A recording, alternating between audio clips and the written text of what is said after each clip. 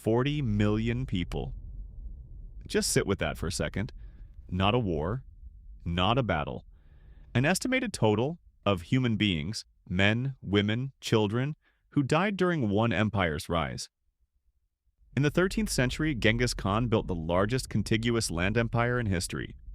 Historians estimate his conquests may have killed tens of millions of people, though the exact number is still debated. So here's the question. This video is going to sit with uncomfortably. What if that devastation accidentally made the world better? Not morally, not justifiably, but factually. Stay with me.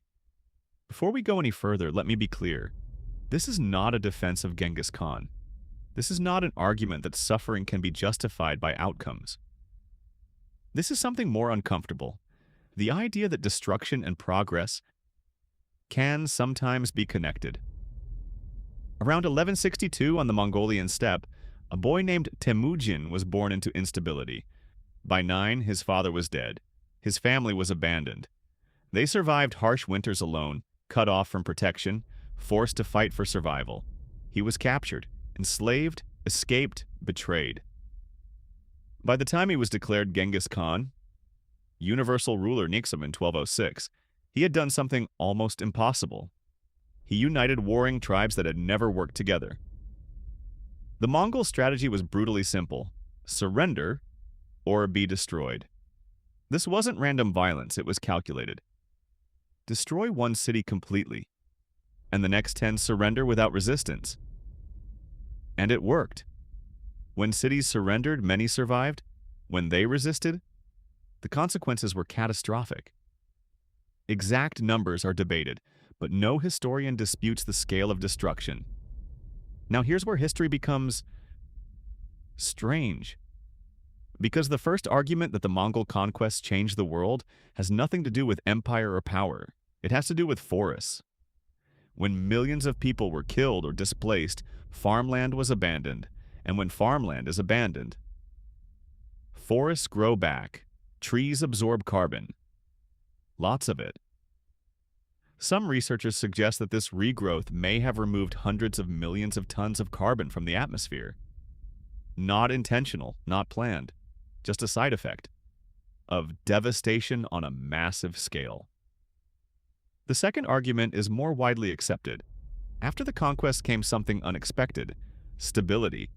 Historians call it the Pax Mongolica, the Mongol peace.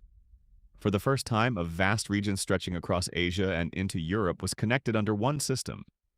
You could travel across continents with relative safety. Trade expanded, ideas moved, technologies spread: paper, gunpowder, medicine, knowledge. The Mongol Empire didn't create the Silk Road, but it transformed it into something far more powerful, a connected network. But that same network carried something else.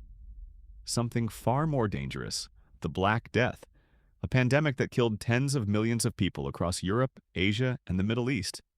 And one of the leading explanations for how it spread so far, so quickly, was connectivity. The same routes that carried goods and ideas also carried disease. So now the picture becomes harder to process. The conquest killed millions. The network may have helped spread a plague that killed millions more.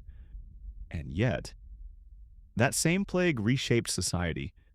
With so many people gone, labor became scarce. Workers gained bargaining power, wages rose, feudal systems began to weaken. Some historians argue this shift helped lay the foundation for a more flexible modern society. So where does that leave us? One man's conquests, a chain of consequences stretching across centuries. Environmental change, global trade, pandemic spread, social transformation, a world that became more connected, but at an unimaginable cost. Genghis Khan was not good. Nothing about the suffering he caused was justified. But history doesn't organize itself around comfort. It forces us to confront something more difficult: that the world we live in was not built cleanly. It was shaped by forces that were often violent, chaotic, and deeply human. So here's the question: can you acknowledge the outcomes without accepting the methods? If this is the kind of content you want more of, subscribe, and tell me, what part of this changed how you see history?